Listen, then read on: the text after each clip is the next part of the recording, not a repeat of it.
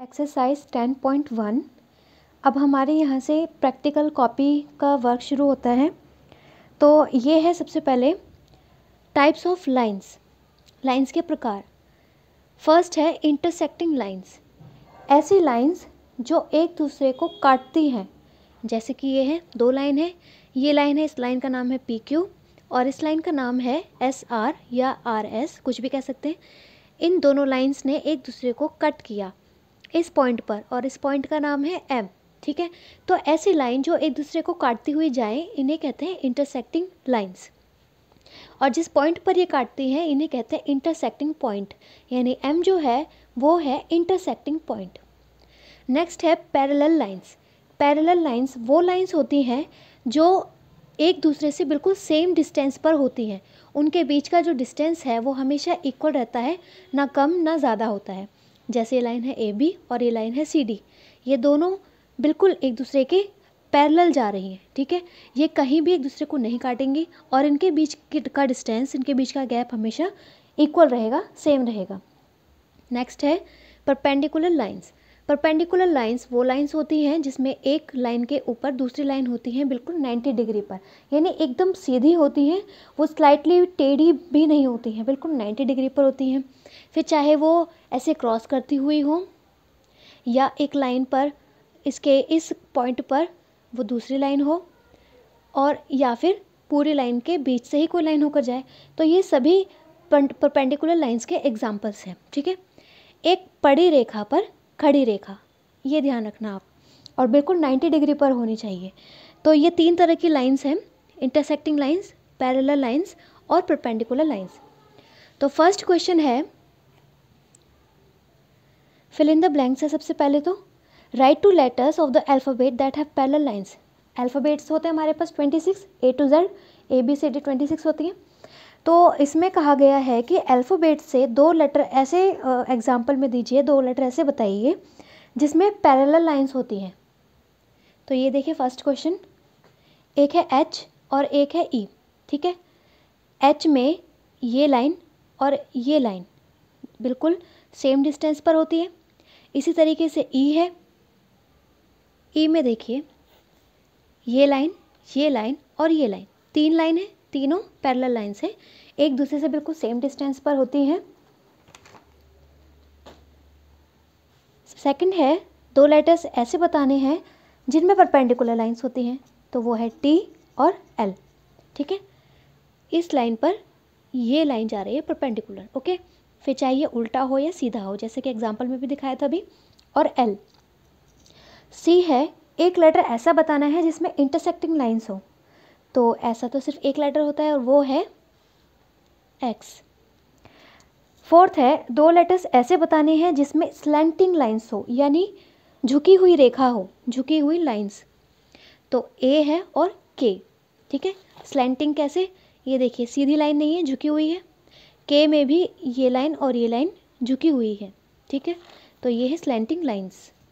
अब देखिए question number 2, identify the type of lines given below. नीचे दी गई रेखाओं के प्रकार को पहचानने की, ये किस तरह की रेखा है। ठीक है, अभी जैसे मैंने चैप्टर की स्टार्टिंग में आपको बताया, बस आपको वैसे ही पहचाननी है और बतानी है कि कौन सी लाइंस है ये। तो इस काम को आप कैसे करेंगे, देखिए जो ब्लैंक पेज होता है वहाँ पे आप फिगर ड्रॉ करेंगे और उसके बिल्कुल सामने उसका आंसर लिखेंगे। ठीक है, पहले तो क्वेश्चन हमने यहाँ लिखा identify the type of lines given below, ये क्वेश्चन था हमारा, ये हमने लिखा। और जो फिगर होगी, सिर्फ फिगर बनाने का काम जो है वो आपको उधर करना है, लिखने वाला सभी रिटन वर्क जो होगा वो इधर होगा। और ऐसा नहीं है कि एक फिगर यहाँ बना दिया आपने, चारों आंसर यहाँ लाइन वाइज लिख दिए, नहीं, गैप छोड़ना। यहाँ फिगर है, यहाँ आंसर, अगली फिगर यहाँ पर आई है, इसके सामने इसका आंसर, फिर नेक्स्ट फिगर जहाँ आएगी बिल्कुल उसके सामने उसका आंसर, भले ही यहाँ पर गैप छूटे। ओके, और यहाँ पर भी फिगर के सामने क्वेश्चन नंबर लिख देना है, ए बी सी डी। ठीक है, तो चारों पहले A B C D 4 part मैंने फिगर ड्रॉ कर ली। अब बताएंगे फर्स्ट में क्या दिया था, ये होती है पैरेलल लाइंस, नेक्स्ट होती है परपेंडिकुलर लाइंस, उसके बाद फिर से पैरेलल लाइंस, उसके बाद है इंटरसेक्टिंग लाइंस। ठीक है, अब देखिए फिर से ये क्या है, पैरेलल लाइंस, दो हो, दो से ज़्यादा हो, कितनी भी हो सकती हैं, intersecting lines, perpendicular lines, again parallel lines. Okay, question number 3, look at the figure and answer the following. Figure देखिए और अब जो पूछा गया है फिगर को देखते हुए आंसर यहाँ देना है। नेम अ लाइन, एक लाइन का नाम बताइए। तो लाइन देखिए कौन सी होती है, लाइन होती है जिसके दोनों तरफ एरो होता है, दोनों तरफ से जो कंटिन्यू होती है। तो इसमें एक ही लाइन है, ये इधर भी एरो है और इधर भी एरो है, तो ये लाइन है, इस लाइन का नाम बताना था। तो इस लाइन का नाम क्या है, देखिए इस तरीके से आप फिगर बनाएंगे और इसके सामने सारे क्वेश्चंस लिख लिए। अब इनके आंसर, लाइन का नाम बताना था, लाइन का नाम क्या है, GH या HG भी लिख सकते हैं। नेम अ रे, एक रे का नाम बताइए। रे कहाँ क्या होती है, जहाँ एक एंड पॉइंट होता है और एक जगह पर एरो होता है, दूसरी साइड, एक साइड एंड पॉइंट, दूसरी साइड एरो।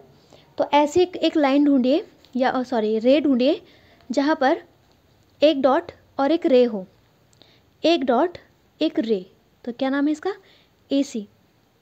ये भी है, I पर डॉट है, F पर एरो है, IF भी हो सकता है, लेकिन एक ही पूछा है, एक ही लिखेंगे। Name 2 points of intersection, 2 point of intersection, जैसे मैंने बताया था जहाँ दो लाइन से एक दूसरे को काटे उस पॉइंट को कहते हैं पॉइंट ऑफ इंटरसेक्शन या इंटरसेक्शन पॉइंट। तो यहाँ पर दो नाम बताने हैं इंटरसेक्शन पॉइंट के। तो देखिए ये लाइन इसको काट रही है D पर, तो पॉइंट ऑफ इंटरसेक्शन एक तो हुआ D, और फिर से इस लाइन को इस लाइन ने काटा इस पॉइंट पर, इस पॉइंट का नाम है B। तो दो इंटरसेक्शन पॉइंट हो गए, एक D और एक B। उसके बाद है name a pair of parallel raise, parallel raise के नाम बताओ। तो देखिए दो रेज हैं और दोनों पैरेलल हैं, इस रे का नाम है IF और इसका नाम है AC, IF AC, ठीक है। Name all the line segments, अब सारे लाइन सेगमेंट्स के नाम बताने हैं। लाइन सेगमेंट्स होता है लाइन का एक पार्ट, लाइन होती है जिसके दोनों तरफ एरो होता है, और लाइन सेगमेंट होता है जिसके दोनों तरफ एंड पॉइंट्स होते हैं। तो देखिए दोनों तरफ एंड पॉइंट चाहिए हमें। सबसे पहले एक पॉइंट इधर है, एक पॉइंट इधर, ID एक लाइन सेगमेंट, उसके बाद D पर पॉइंट है, E पर पॉइंट है, तो क्या नाम हुआ, DE, ED भी लिख सकते हैं, ठीक है। दोनों तरफ हमें पॉइंट चाहिए।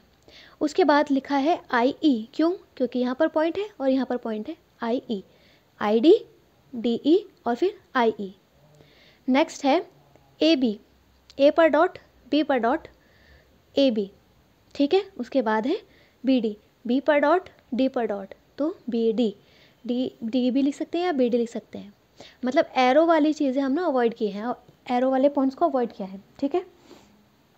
अब है true false, all intersecting lines are perpendicular lines, सभी इंटरसेक्टिंग लाइन्स यानी सभी एक दूसरे को काटती हुई लाइन जो होती है क्रॉस में वो परपेंडिकुलर होती है, फॉल्स, ऐसा हमेशा नहीं होता।